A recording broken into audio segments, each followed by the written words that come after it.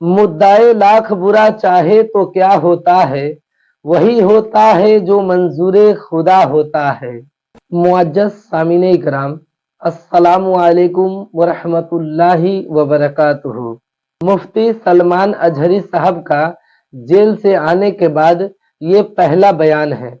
जुमा का दिन का ये बयान है और ये इस्लाही बयान है।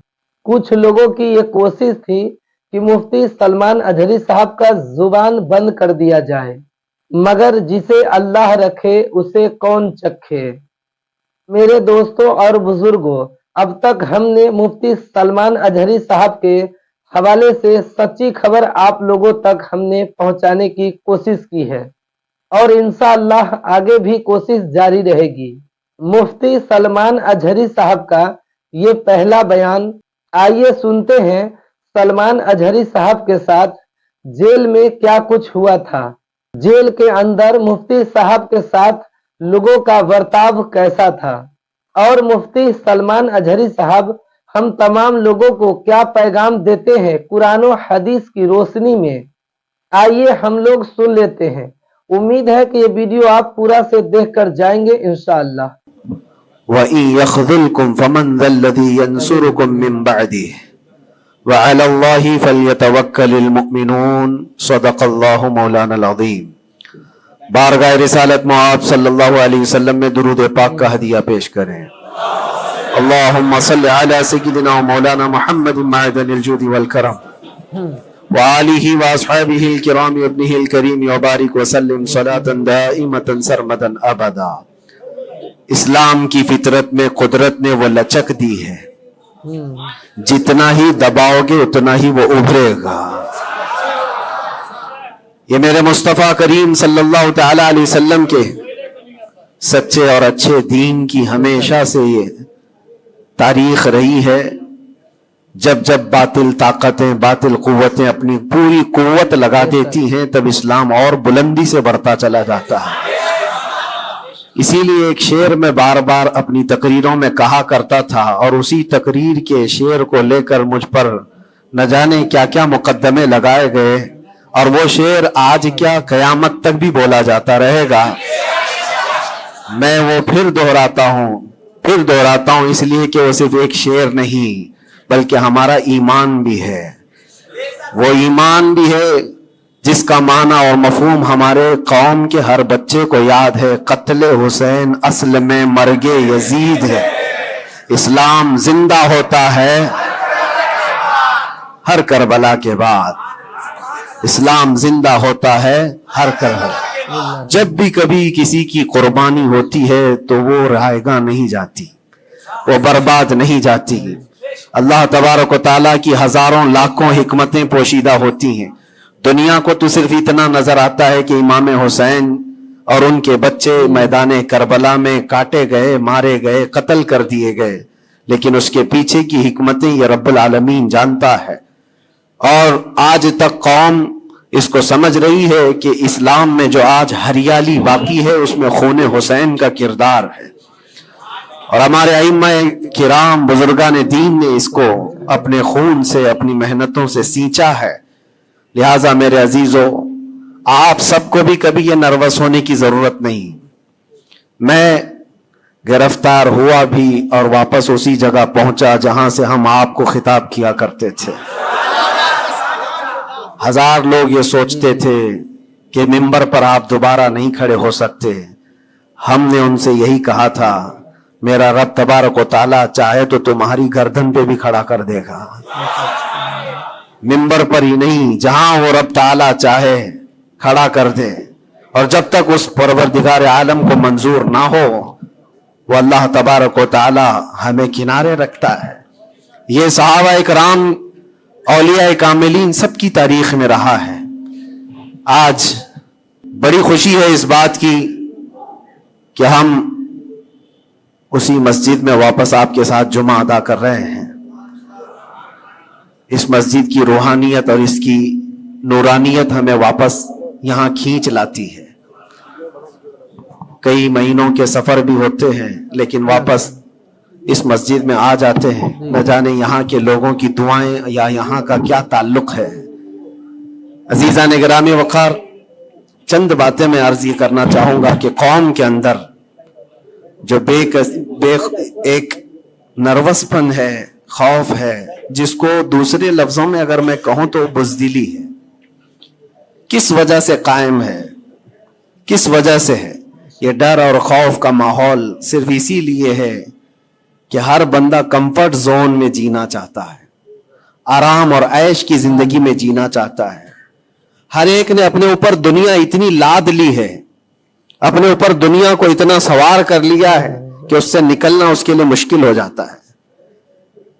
और इसी वजह से अल्लाह के नबी सल्लल्लाहु तआला अलैहि वसल्लम इरशाद फरमाते अपने सहाबा को भी कि जब तुम्हारे अंदर बैल की पूंछ पकड़ करके खेती बाड़ी करने की आदत आ गई और तुम घोड़े की पीठ छोड़ चुके हो, तो समझ जाना कि दूसरी कौमें तुम पर हुकूमत करने लग जाएंगी। आज बैल की पूंछ पकड़कर खेती बाड़ी करने का मतलब सिर्फ ये नहीं है कि किसान बन जाए, सबका हाल यह है कि हमें दुनिया जमा करना है, दुनिया जमा करना है। और इस दुनिया जमा करने के चक्कर में इसकी पूरी उम्र खत्म हो जाती है, लेकिन वो हसरत पूरी नहीं होती, वो हसरत पूरी नहीं हो पाती। जितनी चीज की तुम्हें जरूरत थी वो तो हासिल हो चुका था, लेकिन उससे ज्यादा की तलब में हम भागते ही रहे, भागते ही रहे। हम ये नहीं कहते कि आप घर ना बनाएं, हम ये नहीं कहते कि आप अच्छे कपड़े ना पहने, सब करें, लेकिन कम से कम इस बात का ख्याल रखना चाहिए कि इस दुनिया की कमाई में और इसकी तलब में कहीं ऐसा ना हो कि मेरा दीन छूट जाए, ऐसा ना हो कि अल्लाह के नबी सल्लल्लाहु तआला अलैहि वसल्लम से जो मेरी मोहब्बत है उसमें कमी आ जाए। याद है आपको एक हदीस पाक, अल्लाह के हबीब सल्लल्लाहु अलैहि वसल्लम इरशाद फरमाते हैं कि मुझे मेरे इस बात का खौफ नहीं है कि मेरी उम्मत मुशरिक हो जाएगी, काफिर हो जाएगी। हुजूर पाक सल्लल्लाहु अलैहि वसल्लम फरमाते मुझे इस बात का डर नहीं सताता कि मेरी उम्मत मुशरिक हो जाएगी, काफिर हो जाएगी, मगर इस बात का अंदेशा लगा रहता है कि मेरे बाद तुम पर दुनिया फैला दी जाएगी और दुनिया समेटते समेटते तुम अल्लाह उसके रसूल को भूल जाओगे। आज वो हालात हैं मेरे अजीजों, सबके वही हालात हैं। अक्सर की बात मैं कह रहा हूं, मैं जब भी कोई गुफ्तगू करूं तो इसको मेरी फजीलत बयान करने पर महमूल ना करें कि मैं अपनी बड़ाई बयान कर रहा हूं। मेरे अजीजों, उन हालात को भी हम देख कर क्या है कि अंदर जाने के बाद एक चीज दिमाग में गूंजती थी, क्या बतलाऊं मैंने क्या क्या देखा। खोटा सिक्का चलते देखा, उल्टी गंगा बहते देखा, छोटे छोटों की बात तो छोड़ो, बड़े बड़ों को नंगा देखा। और हालात तो वहां के ऐसे, ये सारी चीजें सिखा देती हैं। और फिर इस बात का ख्याल आता है कि उम्मत आज किन मसाइल में घिरी हुई है, जबकि तूफान अंदर इंतजार में है तबाही के लिए। हम जिन मसाइल में घिरे हुए हैं इसको देख करके फिर डर लगता है। उलमा के मसाइल, पीरान इज़ाम के मसाइल, जमातों के मसाइल, छोटी छोटी बातों पर हम कोर्ट कचहरी के चक्कर काटते रहते हैं, मस्जिदों के मसाइल, लेकिन जबकि दुश्मन ने कहां से कहां तक तुम्हारे लिए मंसूबे बनाए हैं। हैरत होती है मेरे अजीजों। फिर वो मुहावरा है या तारीख है मुझे पता नहीं, लेकिन एक बात लगती है कि बगदाद पर हलाकू जब हमला करने आया था तो उस वक्त सुना कि उलमा छोटी छोटी चीजों में बहस मुबाहिसे में मुब्तला थे, जबकि कौम को उन्हें इस बात के लिए तैयार रखना चाहिए था कि एक जालिम कौम तुम पर हमला आवर है, उसके मुकाबले के लिए खड़े रहो। आज मैं यही कहना चाहता हूं मेरे अजीजों, छोटे मसाइल को दरकिनार एक जगह रखो। उम्मत मुस्तफ़ा आज जिस कसम पुरसी की हालत में है, जब नबी पाक सल्लल्लाहु तआला अलैहि वसल्लम की इज्जत पर हमले हैं, तो फिर तुम्हारी इज्जत कहां खाक में रहने वाली है। हमारी अपनी इज्जत की बचाने की क्या फिक्र करनी है आपको। पूरी दुनिया का हाल यह है। पहले तो एक मुसलमान की बात मैं आपको बताऊं, फ्रांस जैसा पावरफुल मुल्क, बहुत ही मजबूत कंट्री, 100 साल पहले की बात बता रहा हूं, नबी पाक सल्लल्लाहु तआला अलैहि वसल्लम की शान में वो कोई घिनौनी या गुस्ताखाना अंदाज की फिल्म रिलीज करना चाहते थे, या फिर किसी तरह से मजाक मस्खरे वाले काम के जरिए से मेरे आका सल्लल्लाहु अलैहि वसल्लम को निशाना बनाना चाहते थे, और इस बात को वो अपनी आजादी राय और अपनी ख्याल की आजादी को बताते हैं। उस जमाने में सुल्तान अब्दुल हमीद थे और तुर्की के वो आखिरी खलीफा सुल्तान अब्दुल हमीद, सिर्फ उन्होंने एक स्टेटमेंट दिया था फ्रांस को कि बाज आ जाओ ये तमाम चीजें करने से, वरना पूरी दुनिया लाकर मैं तुम्हारे सर पे फोड़ दूंगा। सिर्फ इतना जुमला था। मेरे अजीजों, आज तक वो न फिल्म रिलीज हुई और न ही फ्रांस उस चीज पर आया। लेकिन अब तो हालात बदल गए। अब तो हालात ऐसे बदले कि हजारों नहीं, लाखों नहीं, करोड़ों की तादाद में हम मौजूद हैं। और फिर इस्लामी ममालिक के नाम पर पूरी दुनिया में कितने मुल्क हैं? 57 ममालिक इस्लामी कहलाते हैं। लेकिन किसको फिक्र है मेरे मुस्तफ़ा करीम सल्लल्लाहु ताला अलैहि वसल्लम की इज्जत पर जब हमले होते हैं। और ये तमाम हालात जब अपना दर्द का मैं इजहार करता हूं तो फिर लोगों को ये लगता है कि ये भड़काते हैं, उकसाते हैं। मेरे अजीजों, मैं चाहता हूं कि कौम असल मसाइल को समझे। जो असल मसाइल हैं उनको समझो, फर्ज को देखो, नफिल की तरफ नहीं। पहले तुम पर जो फर्ज है उसके लिए खड़े हो जाओ। आज कौम के बिखराव को भी देखता हूं तो एक हदीस पाक मैं आपके सामने रखता हूं। अल्लाह के नबी सल्लल्लाहु अलैहि वसल्लम से पूछा गया, दीन क्या है? मेरे आका सल्लल्लाहु अलैहि वसल्लम फरमाते हैं, अद्दीनुन नसीहा, दीन खैर खाई करने का नाम है, हर एक के साथ अच्छा बर्ताव। फिर पूछा, कुल्ना लिमन या रसूल अल्लाह सल्लल्लाहु अलैहि वसल्लम, ऐ अल्लाह के रसूल किसके लिए खैर खाई करने का नाम दीन है? अल्लाह के रसूल सल्लल्लाहु अलैहि वसल्लम फरमाते हैं, लिल्लाही वली किताबिही वली रसूलिही वलिल अइम्मतिल मुस्लिमीन व आम्मतिहिम, अल्लाह के लिए, उसकी किताब के लिए, उसके रसूलों के लिए, और मुसलमानों के जो इमाम हैं या उनके हाकिम हैं, उनके लीडर हैं, उनके लिए, और तमाम मुसलमानों के लिए अच्छाई का इरादा करना, भलाई का इरादा करना, इसी का नाम दीन है। दीन को अल्लाह के नबी सल्लल्लाहु ताला अलैहि वसल्लम ने इन तमाम चीजों के साथ लगा करके आपको बयान फरमाया।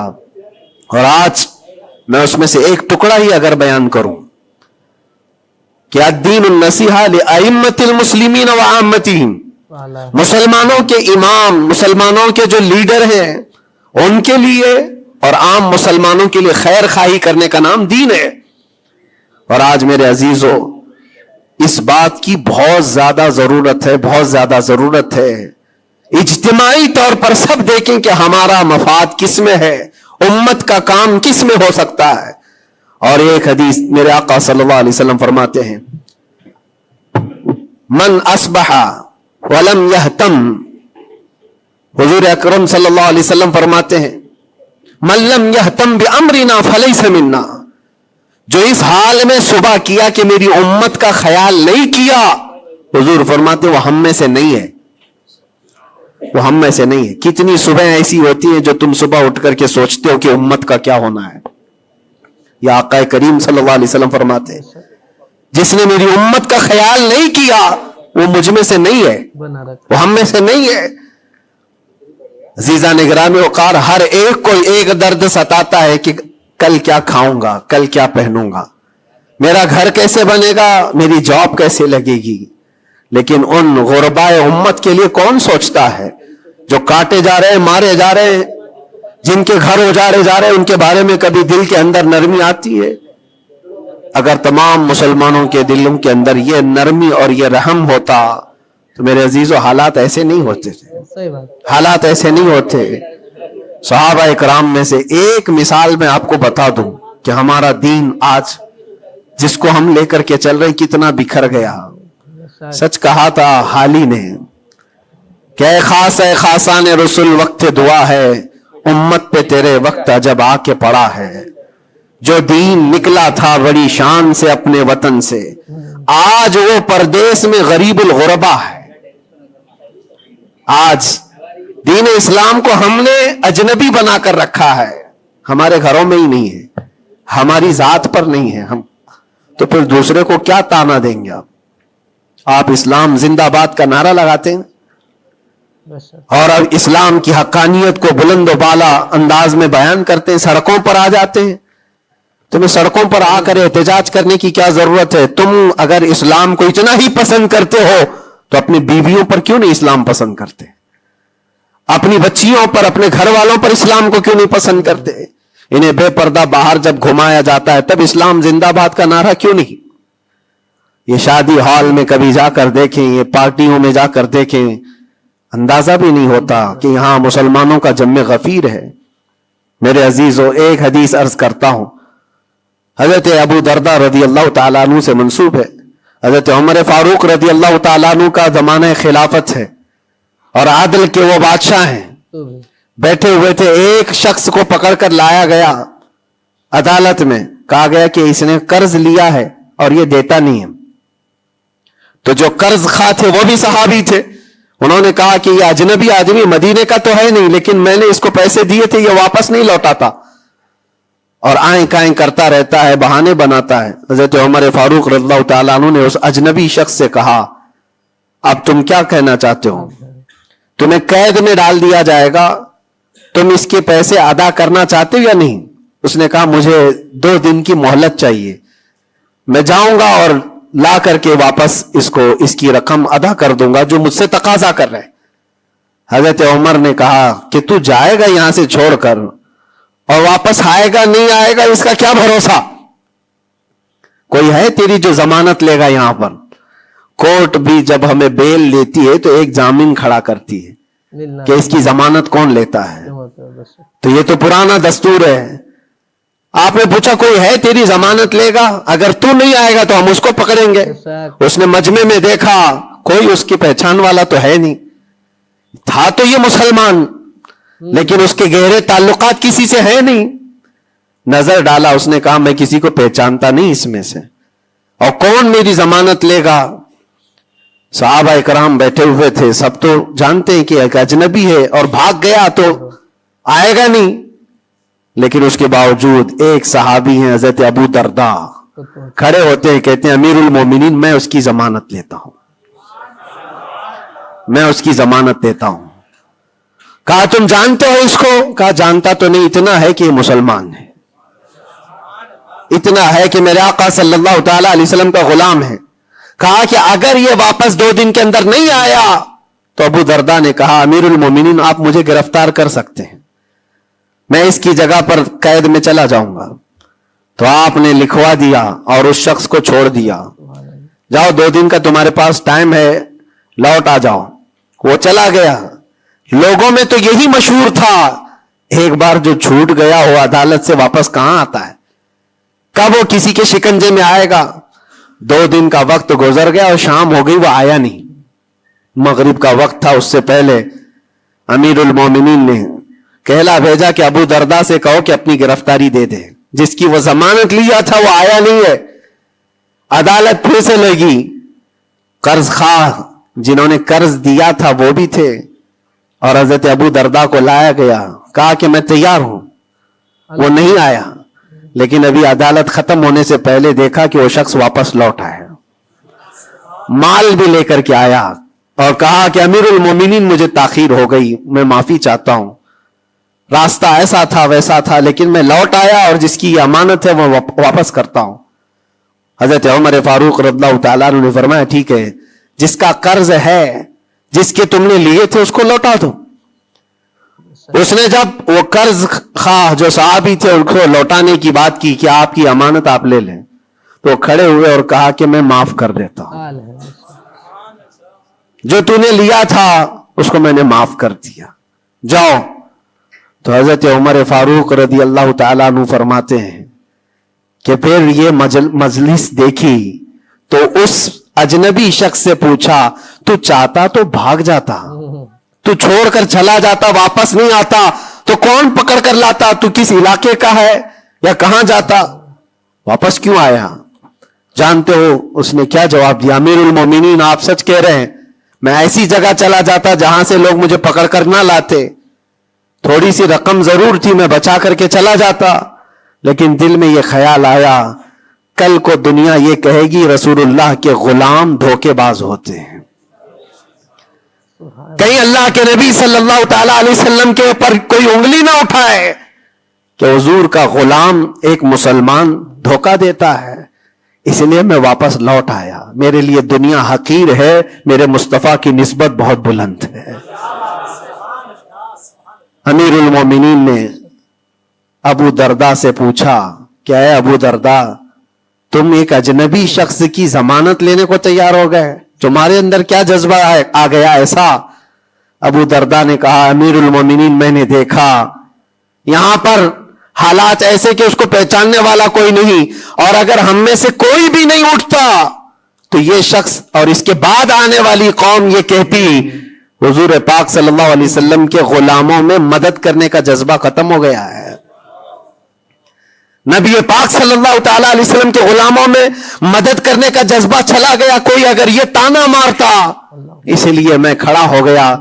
زیادہ سے زیادہ کیا ہوتا کہ میں قید میں چلا جاتا، لیکن میرے نبی کی ذات پر کوئی انگلی تو نہیں اٹھا سکتا۔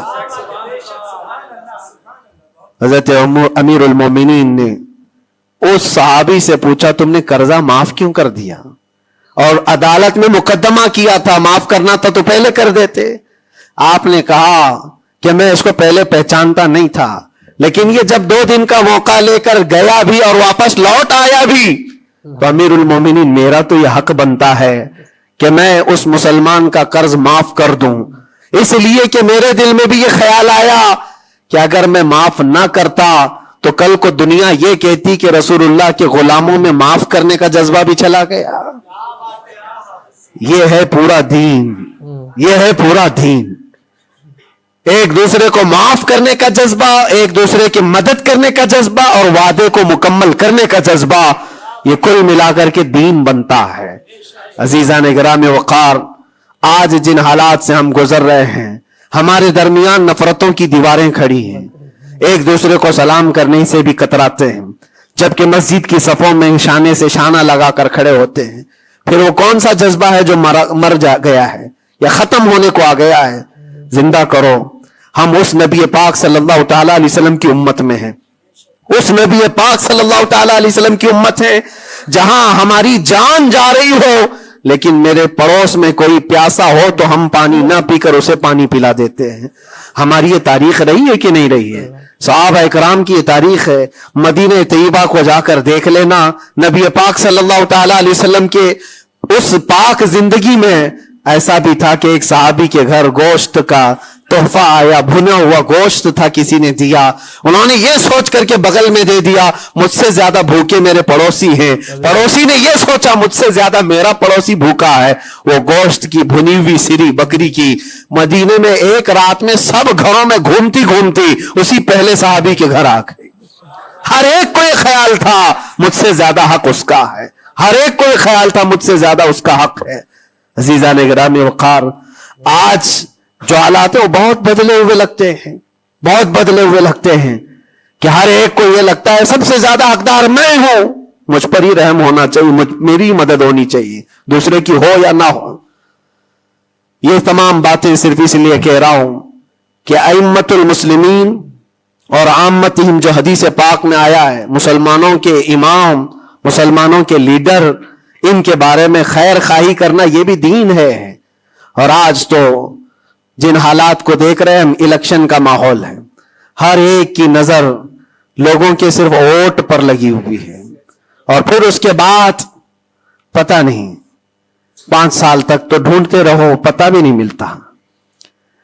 لیکن ان حالات میں مسلمانوں کو یہ چاہیے کہ وہ اپنے حق کے رائے دہی کا پورا استعمال کریں۔ تمہارے کچھ حقوق ہوتے ہیں، تمہارے بھی کچھ مطالبے ہونے چاہیے۔ ہر قوم آج ووٹ دینے سے پہلے اپنے مطالبے رکھتی ہے کہ ہمارے محلہ بڑا خستہ حال ہے، اس کی گٹر بنا دو، اس کے فلاں کر دو، بجلی پانی صحیح کر دو۔ یہ ضروریات زندگی کے مطالبے تو رکھتی ہی ہے، مسلمانوں کے مطالبے کہاں چلے گئے؟ ہمارے حقوق کے بارے میں کبھی بات کیوں نہیں رکھی جاتی؟ اسی لیے میرے عزیزو، میرا مشن تو صرف اتنا ہے، ہمارا لیڈر وہی ہے جو ناموس رسالت کے لیے کھڑا رہتا ہے۔ ہم اس کو لیڈر بھی مانتے ہیں جو میرے آقا صلی اللہ تعالی علیہ وسلم کی عزت کے لیے کھڑا رہے، اس لیے کہ میرے عزیزو ہمارا پورا ایمان یہی ہے، ہمارا پورا ایمان یہی ہے. اور آپ کو پتا ہے محمد کی محبت دین حق کی شرط اول ہے، اسی میں ہو اگر خامی تو سب کچھ نامکمل ہے. اور اگر تم نبی پاک صلی اللہ تعالی علیہ وسلم کی محبت اور ان کی عظمت کے لیے کھڑے ہو گئے تو دنیا یوں ہی سنور جائے گی. آپ کو پتا ہے ڈاکٹر اقبال نے کیا ایک بہت پیارا حل دیا تھا ہمیں، بہت پیارا حل ہے. مسائل تو بہت ہیں، ہم بھی چاہتے ہیں ہمارے لیڈروں کے پاس رکھیں. ہماری ایجوکیشن کے مسائل ہیں، ہمارے گھر بار کے، ڈرینیج کے، روڈ کے، لائٹ کے، پانی کے، بہت سارے مسائل ہیں. اس کے علاوہ غربت کے مسائل، جاب لیس نوجوانوں کے مسائل، بہت ساری چیزیں، کیا کیا مسئلے رکھے. اور پھر قوم کے اندر جو خرابیاں آئی ہیں وہ تو ایک پہاڑ کے برابر ہیں. ہر دوسرا تیسرا نشے کا عادی ہے، ہر دوسرا تیسرا اخلاق سے گرا ہوا ہے. یہ تمام معاملات، عورتوں میں بے حیائی، نوجوانوں میں نشہ کی عادت، یہ تمام چیزیں دیکھ دیکھ کر ہم سوچتے ہیں کن کن مسئلوں پر بات کریں اور کس کس چیز کا علاج کرنے کے لیے نکلیں. تو ڈاکٹر اقبال نے ایک بات بتائی تھی. وہ دنیا گھوم کر کے آئے ہوئے انسان تھے. وہ پیرس گئے، اٹلی گئے، جرمن گئے اور وہاں کے قوموں کی ترقیاں بھی دیکھی اور اس کے بعد واپس آ کر کے کہا میں نے اپنی قوم اور حضور کی امت کی ترقی کو بہت گہرائی سے دیکھا. 8-10 سال کا ریسرچ کیا. میں نے معلوم کیا کون سی فیلڈ میں اپنے نوجوانوں کو اتارا جائے تو یہ کامیاب ہوں گے، کون سا ایسا میدان ہے جس میں مسلمانوں کو جمع کر دیا جائے تو یہ ترقی میں آ جائیں گے. سائنس ہے، فزکس ہے، جغرافی ہے، ایسٹرونومی ہے، بہت ساری چیزیں ہیں. کس چیز میں اتارا جائے؟ تو ڈاکٹر اقبال کہتے ہیں میں نے بہت غور و فکر کیا، آخرکار اس نتیجے پر پہنچا کہ اس امت کی کامیابی کا صرف ایک ہی نقطہ ہے، ایک ہی راز ہے کہ محمد سے وفا تو نے، تو ہم تیرے ہیں. یہ جہاں چیز ہے کیا، لوح و قلم تیرے ہیں، لوح و قلم تیرے ہیں. ہر مسئلے کا حل اس بات پر ہے. اسی لیے میں فوکس کرتا ہوں میرے عزیزو، نبی پاک صلی اللہ تعالی علیہ وسلم کی عزت کی حفاظت کے لیے جو کھڑا ہوتا ہے اللہ تعالیٰ اس کے سارے مسائل کو یوں حل کر دیتا ہے. اسی لیے آیت کریمہ بھی میں نے یہ پڑھی، ان ینصرکم اللہ فلا غالب لکم. اللہ فرماتا ہے اگر اللہ تمہاری مدد کر دے تو دنیا میں سے کوئی ایسا نہیں جو تم پر غلبہ حاصل کر سکے. کوئی غالب نہیں آ سکتا اگر اللہ مدد کر دیا. وَإِن يَخْذُلْكُمْ فَمَنْ ذَا الَّذِي يَنْصُرُكُمْ مِنْ بَعْدِهِ. اللہ فرماتا اور اگر اللہ گرا دے تو دنیا کی کوئی طاقت تمہاری مدد نہیں کر سکتی، کوئی طاقت مدد نہیں کر سکتی. ایک بات، بہت ساری چیزیں ہم نے سیکھی ہیں. جیل کے اندر کے حالات انشاءاللہ کبھی طویل داستان پوری میں بیان کروں گا، لیکن ایک بندے کو دیکھا تھا، اس کے گھر والے بھی چھوڑ چکے سب، اس کو چھوٹا سا ایک کیس ہے لیکن جیل کے اندر اس کی ضمانت ہوتی نہیں. گھر والے کرانا چاہے تو ہو جائے 4 دن 5 دن میں، لیکن کوئی چاہتا نہیں. تھوڑا سا مانسک سنتولن بگڑتا چلا گیا، دماغی توازن کھونے لگا. ہوتا کیا تھا سنو، وہ ایک نارمل نوجوان تھا اور مہینہ گزر جاتا کوئی ملاقات کے لیے بھی نہیں آتا گھر والا، تو جیل میں ہنگامہ کرنے لگ جاتا، مار توڑ اور پھر نہ جانے کیسی کیسی حرکتیں. تو جیلر پریشان ہو کر کے اس کے گھر فون لگاتا، اس کے باپ کو کہتا کہ بھائی تم اپنے بیٹے سے ایک بار ملنے تو آ جاؤ، وہ ہنگامہ کر کے رکھا ہے، کبھی ملاقات بھی نہیں لیتے ہو. اس کا باپ آیا، آ کر کے ملاقات لیا اور بیٹے نے پوچھا کہ کب چھوٹ رہا ہوں میں، کب نکلوں گا میں؟ کہا بیٹا اس منڈے کو جو ہے تمہاری ضمانت ہو جائے گی، یہ منڈے کو رکھا ہے، ہو جائے گی. کہا اچھا ٹھیک ہے. اتنا خوشی خوشی سب قیدیوں سے ملنے کے لیے آتا بیرک میں. یہ منڈے تو میرا ہو گیا، میں جا رہا ہوں. میرے باپ نے کہا ہے منڈے آتا، ٹیوزڈے آتا، وینسڈے آتا، سب چلا جاتا، ختم. پھر 10-15 دن گزر جاتے، باپ بھی نہیں آتا، بھائی بھی نہیں آتا، اور پھر مہینہ گزرنے کو آتا، پھر اس کا دماغی توازن بگڑنے لگتا، پھر ہنگامہ کرتا، پھر جیلر فون کر کے بلاتا باپ سے کہ ملنے کیوں نہیں آتے ہو؟ باپ آتا، بیٹا کوئی بات نہیں، کچھ مسائل میں گھرے ہوئے ہیں، ہو سکتا ہے جان بوجھ کر کے اس کے گھر والے کر رہے ہوں. کچھ لوگوں کو زبردستی جیل میں رکھا جاتا ہے، گھر والے ہی رکھتے ہیں. باہر سے اچھا ہے یہاں کھاتے پیتے آرام سے رہو، دوسروں کی زندگی اجیرن کرنے سے بہتر ہے کہ یہاں رہو. दूसरी बार आया, कहा अब्बा कब छूट रहा हूं मैं? कहा बस इस मंडे को रखा है, वकील जो है मिला नहीं था, इस मंडे को तुम्हारी जमानत हो जाएगी। पक्की बात लेकर के आता फिर, और यहां पर बिल्कुल आयश मौज मस्ती में कि इस मंडे तो जा रहा हूं मैं। दूसरा मंडे आया, उसके बाद फिर चला गया। ऐसा 4 बार हुआ, और सब कैदियों में बात मशहूर थी कि ये मंडे को जाने वाला है, और सब उसको छेड़ते थे। जब कभी उसकी मुलाकात आती तो कहते मंडे को जा रहा है ना। ये बात मजाक के तौर पर चलती रहती थी, लेकिन किसी के साथ हम मजाक करते हैं, ये नॉर्मल लाइफ होती है।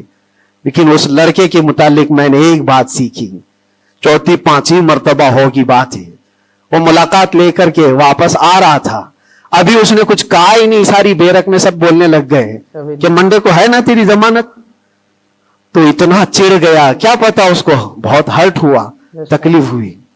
उसने गरज करके चीख चीख करके कहा, गाली दे करके कहा कैदियों को कि तुम सब घिरे हुए लोगों, एक बात मेरी सुन लो, खुदा जिस दिन मेरा लिख दे, जिस दिन लिख दे, उस दिन सबके मुंह तुम्हारे काले होंगे और कोई मुझे दरवाजे में अंदर नहीं रख सकता।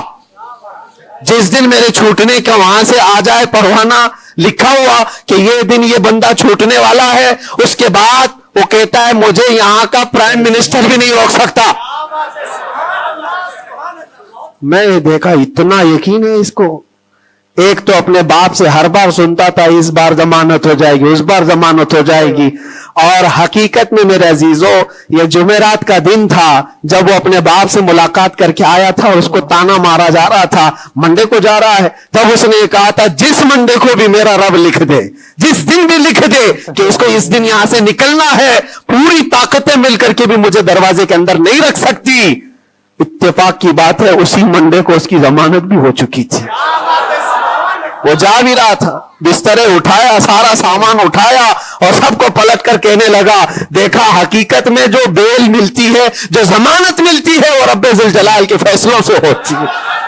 ये यकीन और तवक्कुल की बात मैं अर्ज कर रहा हूं। अजीज़ान गिरामी वक़ार, बहुत सारे ऐसे मसाइल हैं, इसीलिए मैं आपसे कहता हूं अगर अल्लाह मदद कर दे तो कोई गालिब नहीं आ सकता, और अगर अल्लाह ताला गिरा दे तो फिर कोई मदद भी नहीं कर सकता।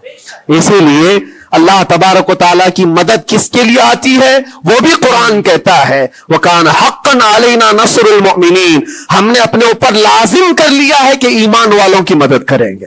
और ईमान वाला है कौन? ला युमिनु अहदुकुम हत्ता अकूना अहब्बा इलैहि मिन वालिदिही व वलदिही वन्नासी अजमाइन। मेरे आका फरमाते ईमान कामिल उसका है जो सारी दुनिया से ज्यादा मुझसे मोहब्बत करता है। मफहूम हदीस अर्ज कर रहा हूं, अपने माँ बाप, अपने औलाद, अपने माल दौलत, सारे इंसानों से ज्यादा अल्लाह के रसूल से मोहब्बत करता है तो उसका ईमान कामिल है। और जिसके साथ ईमान कामिल होगा उससे अल्लाह की मदद आएगी, उस पर अल्लाह की मदद आएगी। मेरे अजीजों, बज़ाहिर हालात अगर किसी के साथ खराब हो जाएं तो ये मत समझ जाना। मैं अक्सर एक बात महसूस करता था कि जालिमों ने जिस अंदाज में बेकसूर लोगों को भी कैद किया और हमें भी जबरदस्ती जिन हालात से गुजारा गया, फिर कभी अर्ज करूंगा इंसानी फितरत है, कभी कभार बिखर जाते हैं, तकाज़ा बशरियत के एतबार से घबराहट तो हमें भी होती थी। फिर तारीख याद आती, मैं पहला थोड़ी ना हो। सैयदना हजरत मुजफ्फर हुसैन कचौचवी रहमतुल्लाह अलैह फरमाते थे, मुजफ्फर को मुक़य्यद न समझ ऐसे याद, मेरी असीरी भी सुन्नत आबाई है। मेरा ये कैद होना भी मेरे आबा व अजदाद की सुन्नत है। बुजुर्गान दीन गए हैं और जेलों में रहे और वापस निकले, लेकिन एक बात हमेशा याद रखो, इस्लाम जिंदा होता है, बस कुर्बानियां रायगा नहीं जाती, जाया नहीं होती।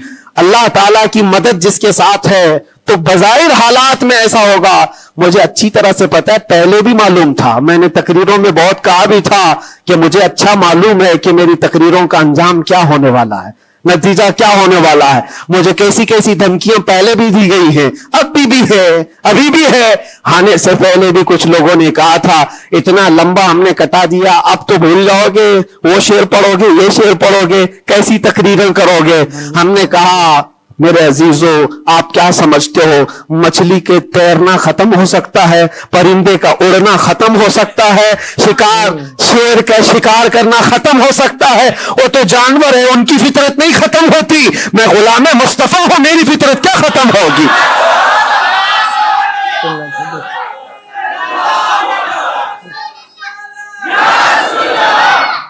میں غلام مصطفیٰ ہوں, حق بات بولنا میری فطرت ہے, اور ہم اپنی فطرت سے بغاوت نہیں کرتے. اور یہ 8 مہینے نہیں 8 سال بھی رہے, اس کے بعد نکالیں ہم وہی بات کہیں گے جو میرے مصطفیٰ کی عزت کی بات ہوگی. عزیزان گرامی وقار, حالات بظاہر کچھ دنوں کے لیے ہوتے ہیں. امام احمد بن حنبل پر تو 1500 کے قریب نہیں 300 کے قریب کوڑے لگائے گئے تھے. 300 کوڑے کس کو کہتے ہیں؟ انسان مر جاتا ہے. وہ امام احمد بن حنبل 5 لاکھ حدیثوں کے حافظ, لیکن جمے رہے, ڈٹے رہے, نہ کبھی ان کا عزم ختم ہوا, نہ حوصلہ ختم ہوا.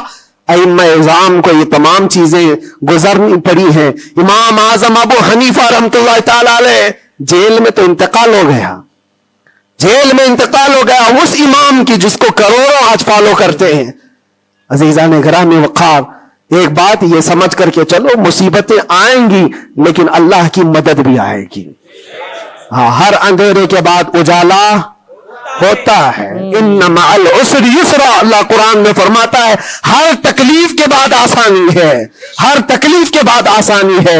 اور میں تو ذہن میں یہ پریپیئر کر کے رکھا تھا, ذہن میں دماغ میں یہ بات بٹھا کر رکھا تھا, آزاد ہونا نہ ہونا یہ اللہ کی مرضی پر ہے, لیکن اگر مر کر کے میری لاش بھی باہر آتی تب بھی مجھے اس بات کا اطمینان تھا جو بات ہمیں کہنی تھی وہ ہم کہہ چکے. انشاءاللہ رب تبارک و تعالی ہماری ان باتوں کو بچوں تک یہ محفوظ بھی کرائے گا. اور مجھے تو باہر کی خبریں زیادہ نہیں ملتی تھی کہ یہاں لوگوں کے دلوں میں کیا جذبات ہیں, بچوں کے دلوں میں کیا جذبات ہیں, لیکن قیدی جب جاتے تھے چھٹی پر 4 دن 5 دن اور واپس آتے تو یہی کہتے ڈسکس تو ہمارا کچھ نہیں ہوتا, آپ کے بارے میں ہمارا خاندان پوچھتا رہتا ہے. جیل میں آپ ہیں, فون کرو تو لوگ ہمارے متعلق پوچھتے رہتے. پھر دل میں یہ احساس ہوتا تھا, اور جیل میں بھی دیکھتا ایک ایسا بھی لڑکا تھا چین سنیپر, چین کھینچتا اور چوری کرتا واپس آتا, لیکن ایسا ڈھیٹ آدمی تھا, ایسا ڈھیٹ, میدان میں کھڑے ہو جائے, سارے قیدیوں کے سامنے کھڑے ہو جائے, اور پھر ہر دن ایک بات اتنی بول کر کے ہی جاتا, صرف اتنی بول کر کے جانا, اس کی عادت سی ہو گئی تھی. ہم دیکھتے رہے, باہر بھی یہی منظر ہے, اندر بھی یہی منظر ہے. تم کسی کی زبان کو بند کرنا چاہو, ختم کرنا چاہو تو ایسا نہیں ہوتا. اللہ تبارک و تعالیٰ جس چیز کو چاہے ہر جگہ پھیلا دیتا ہے. پھر یہ احساس ہوا میرے عزیزوں, تبلیغ اسلام صرف ہم ذریعہ ہوتے ہیں پہنچانا, میرے رب کی شان ہے, میرے رب کی شان ہے. اور حقیقت میں آپ کو بتاؤں, دلوں کو اپنی طرف مائل کرنا یہ ہم میں سے کسی کے اندر طاقت نہیں ہے. آج ہزاروں لاکھوں جو مجھے سننا چاہتے ہیں, اس میں بظاہر میرا کوئی کمال نہیں, بات ان کی کرو اور ہر دل پہ راج کرو, ان کی بات کرو.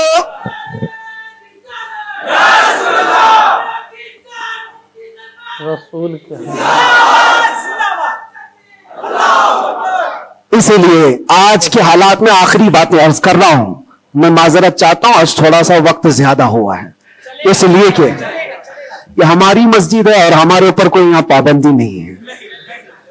یہاں پر الحمدللہ جو لوگ بیٹھے ہیں 8 مہینے کے بعد سن رہے, 9 مہینے کے بعد سن رہے, تو تھوڑی کسر میں بھی نکال لوں, اس لیے میں تھوڑا زیادہ وقت آپ کے ساتھ لے رہا ہوں. ان حالات کے ساتھ جو آپ کو فیصلہ لینا ہے میرے عزیزوں, سوچ سمجھ کر کے اپنا مطالبہ بھی تو رکھو, اپنا مطالبہ بھی رکھو کہ ہم ان لیڈروں کے ساتھ کھڑے ہیں جو 500 روپے بانٹ کر کے, گلے میں پٹے ڈلوا کر کے, ہمیں نعرے لگوا کر کے گھما لے, بس نہیں. ہمارا مقصد اور ہمارا مطالبہ اتنا ہو, ان حکام, ان لیڈروں کے پاس یہ بات رکھو, میرا گھر میرا محلہ نہ بنا پایا تو کوئی بات نہیں, لیکن اتنا وعدہ کرو کہ میرے مصطفیٰ کی عزت پر جب بات آئے تو تم ڈٹ کر کھڑے رہو گے. یہ گستاخیوں کا ماحول ختم ہونا چاہیے, ہونا چاہیے کہ نہیں ہونا چاہیے. اسی لیے میرے عزیزوں, اور بظاہر ہماری بات یہ ہے کہ ہم سب سے ان لوگوں سے محبت ضرور کرتے ہیں جو قوم و ملت اور ملک کی فلاح و بہبودی اور میرے حضور پاک کی عزت کے لیے کھڑے ہوتے ہیں. ہم ان کے ساتھ ہیں کسی بھی طرح سے. ہمارا تو مقصد, ہمارا مشن صرف اتنا ہے, کسی کی جے وجے کیوں پکارے, کیا غرض ہم کو, ہمیں کافی ہے سید اپنا نعرہ,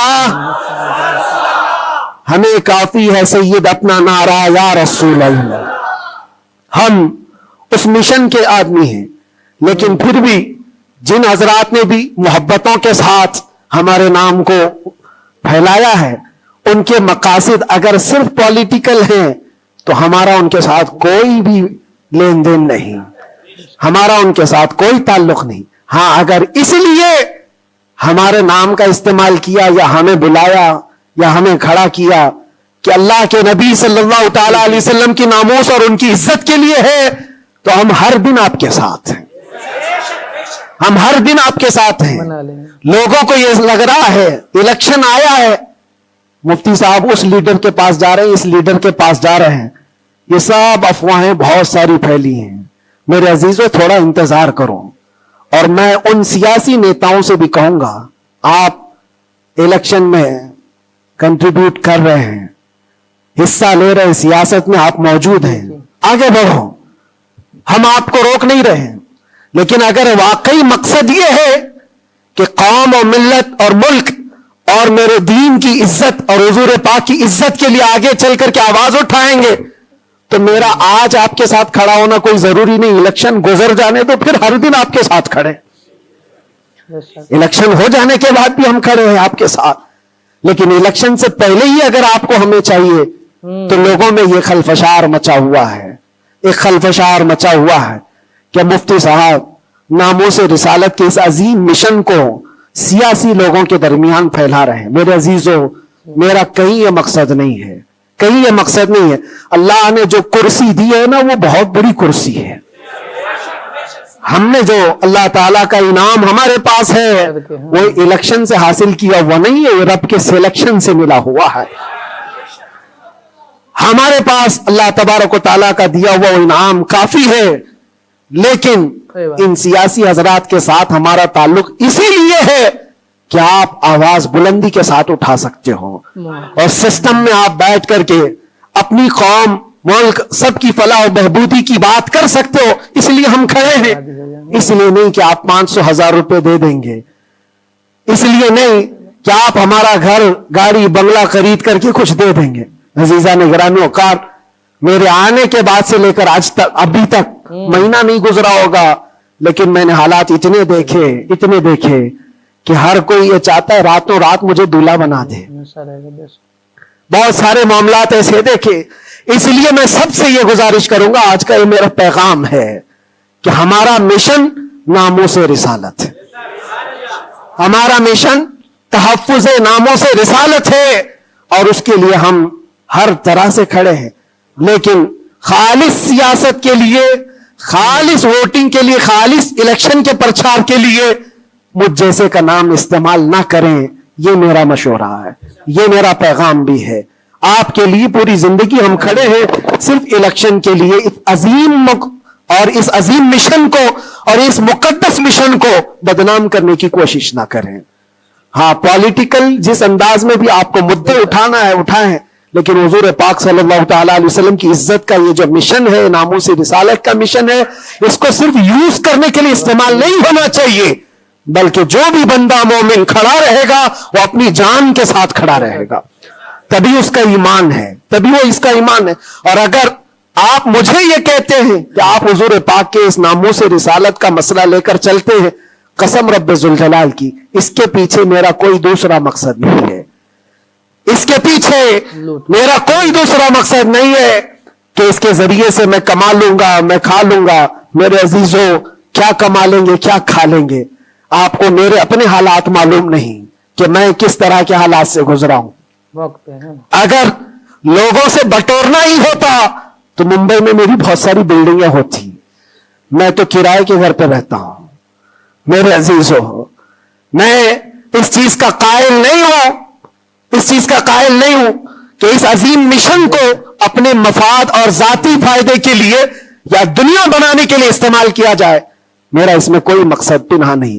مقصد صرف اتنا ہے کہ کل بروز قیامت رسول پاک صلی اللہ تعالی علیہ وسلم کی نظر ہم پر پڑے، تم ہنس کے کہے جانا دیوانہ ہے دیوانہ۔ بس میرا مقصد یہ ہے، اتنا ہے کہ نبی پاک صلی اللہ تعالی علیہ وسلم کی نظر عنایت ہو، ارشاد فرما دے کہ فرشتوں چھوڑ دو اس کو، یہ میرا دیوانہ ہے۔ بس اس مقصد کو لے کر ہم چلتے ہیں، اور اللہ کے نبی صلی اللہ تعالی علیہ وسلم وہ عظیم غیرت مند رسول ہیں۔ میں نے دیکھا میرے عزیزو، دنیا مجھ سے چھوٹ گئی تھی، ہر طرح کے رابطے بند تھے، میں گھر سے بھی بات نہیں کر سکتا، بچوں سے بھی بات نہیں کر سکتا تھا، مجھے اندھیری کوٹھری میں رکھا گیا تھا جہاں سے آسمان بھی نظر نہ آئے۔ کئی دن گزرتے رہے، لیکن قسم ہے اللہ رب العزت کی، اس کے ذات کی، اس رسول پاک صلی اللہ علیہ وسلم سے جس سے ہم محبت کرتے تھے، انہوں نے ہمیں تنہا نہیں چھوڑا، میرے مصطفیٰ نے تنہا نہیں چھوڑا۔ ہم نے جو وہاں دیکھا ہے وہ بیان سے بھی باہر ہے، بیان سے بھی باہر ہے۔ کسی دن نہ پھسلنے دیا، کسی دن نہ بہکنے دیا، کسی دن نہ ٹوٹنے دیا، جس طرح مضبوطی کے ساتھ کھڑے تھے باہر اسی طرح کھڑے رہے، ورنہ تنہا رہتے رہتے وہاں پر آدمی ڈپریشن کے شکار میں پاگل ہو جاتے۔ پاگلوں کا پورا ایک یاد بنا ہوا ہے، لوگ اپنے ذہنی دن اور توازن کھو چکے ہیں، پیشاب پخانے ان کے کپڑوں میں ہونے لگتے ہیں۔ پاگلوں کا یاد ہے، لیکن ان کو حکومت چھوڑتی نہیں ہے، جو جیل میں پاگل ہو گئے ان کے لیے بھی ایک یاد ہے۔ ایسے کتنے لوگ ہیں، ان کو دیکھ کر گھبراہٹ تو ہوتی تھی، لیکن پھر تنہائی میں جب میرے مصطفیٰ کریم صلی اللہ علیہ وسلم کو یاد کرتے تو پھر وہ اپنے چہرے جمال جہاں آرا سے جو مشرف کرتے، جو انعامات دیتے تھے، وہ میرے لیے کافی ہے۔ اس کے بعد پھر کسی چیز کی حاجت نہیں ہوتی تھی، پھر وہ صحابہ کی بات یاد آتی تھی، وہ صحابہ کی بات یاد آتی۔ ایک خاتون مدینے کی جنگ احد میں جن کے باپ شہید ہو گئے، جن کا بھائی شہید ہوا، جن کا شوہر شہید ہوا، بیٹا بھی شہید ہوا، ایک جنگ میں 4 لوگ شہید ہوئے، وہ عورت کہتی ہے مجھے ایک بار رسول اللہ کو دکھا تو دو، میرے آقا سلامت ہے یا نہیں؟ وہ کہتے ہیں صحابہ کہ ہاں وہ سلامت ہے۔ وہ خاتون میرے مصطفیٰ کے چہرے کو دیکھتی ہے اور اس کے بعد کہتی ہے کل مصیبت بعدک جلل یا رسول اللہ، اے اللہ کے رسول آپ کے ہوتے ہوئے ہر مصیبت ہلکی ہے، آپ اگر سلامت ہیں تو ہر مصیبت چھوٹی ہے۔ اسی لیے ان کا یہ نعرہ تھا صحابہ کا، ہر ستم ہر ظلم گوارا ہے، ہر ستم ہر ظلم گوارا ہے یا رسول اللہ، بس ایک بار تو کہہ دے کہ تو ہمارا ہے، ایک بار تم کہہ دو کہ تو ہمارا ہے، ہر ستم ہر ظلم ہمیں گوارا ہے۔ اللہ کریم ہم سب کو حضور پاک کی محبت میں جینے مرنے کی توفیق عطا فرمائے۔ اللہ کریم ہمیں آخری سانس تک اس مشن پر قائم و دائم رکھے۔ ظالموں کے ظلم سے، کافروں کے کفر سے، مشرکین کے شرک سے اللہ ہماری حفاظت فرمائے، اور ہم سب کو مولا توکل اور یقین کی دولت عطا فرمائے، اور آج کے حالات کے اعتبار سے مولا تعالی ہمیں صحیح طریقے کے حکام نصیب فرمائے، اور شریر حاکموں سے اللہ ہم سب کی حفاظت فرمائے۔ وآخر دعوانا الحمدللہ رب العالمین۔ السلام علیکم ورحمۃ اللہ وبرکاتہ۔